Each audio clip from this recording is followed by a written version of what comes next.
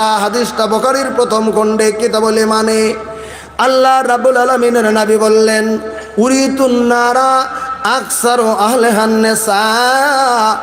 আমি আল্লাহ রাব্বুল আলামিনের নবী বলে দিলাম, আমার সাহাবা কেরাম শুনে নাও।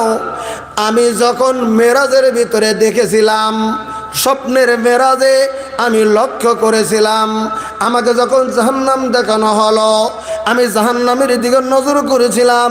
আমি নবী জাহান্নাম আমাকে দেখানো হয়েছিল, আমি নজর করে দেখেছি জাহান্নামের ভিতরে মহিলাদের সংখ্যা বেশি রয়েছে। জাহান্নামে মহিলাদের সংখ্যা বেশি রয়েছে। হাদিসটা বুখারীতে। উরিতুন নারা আকসার আহলিহান নিসা। আমাকে দেখানো হলো জাহান্নামের অংশ, আমি নজর করে দেখলাম মহিলারা জাহান্নামে বেশি রয়েছে।